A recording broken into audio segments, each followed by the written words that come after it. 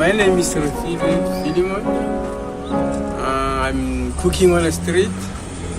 Pap, beef bones, chicken, offals, and cattle hills. So since 1998, I started business in Tembisa by selling bones and hardware like nails, keys. Since then, I operate business. Even by 2001 or 2000 somewhere, I started doing a photography. In 2006, I do a videographer. Today, I'm cooking on the street. Pap, cattle hill, beef bone, and last is chicken. I've known Philemon for over 20 years, and he pitched up at our house when he was still a schoolboy asking for a gardener's job. Well, he kept coming back. I didn't invite him initially, I don't think, and then after a year or two he said no, he's selling keys, and would I buy him slightly cheaper than he can get it anywhere, keys from Chamberlain Hardware.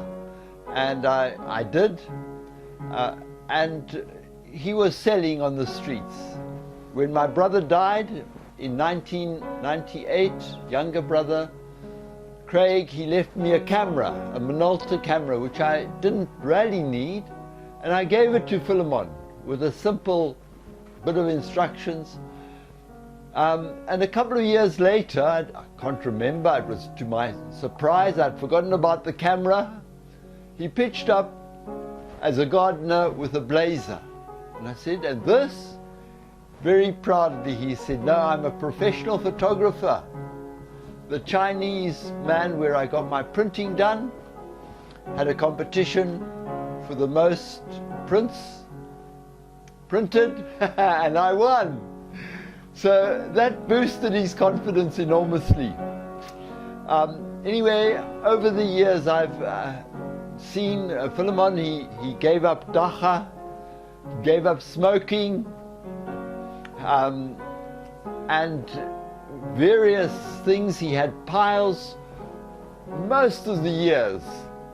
In other words, hemorrhoids, and we tried everything. I bought him some medication. We went to a friend who's a pharmacist who said, eat lots of fruit, and fruit is not easy to come by, not cheap where he lives. Anyway, 2012, he gave his life to the Lord. He had a conversion, and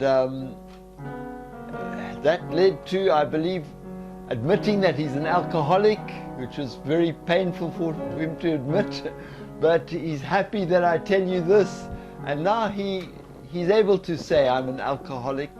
But I've been, for 3 years, I've been sober, I've been dry, and his piles are almost no more, and now he's been selling, well, since they let him back on the street, he's been selling food to passerbys, locals, take away food, as well as sit down and eat.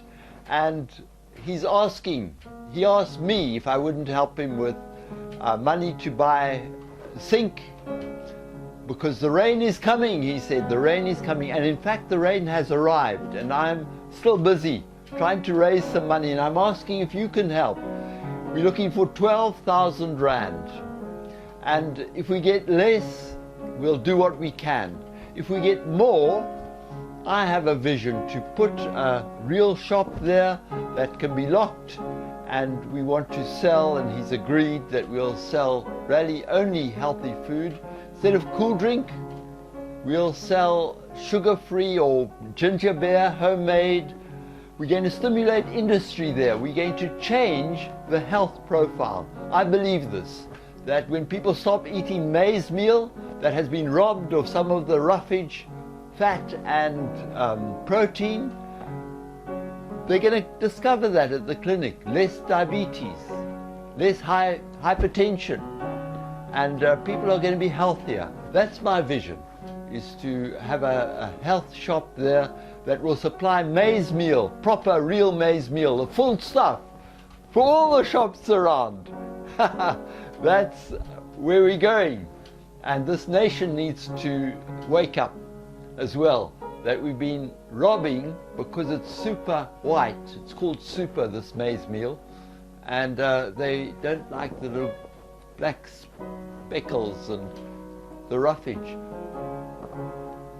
Because they're ignorant, not because they're stupid. They think white is better. Where did that come from? Anyway, we're winning. And thank you for listening so far.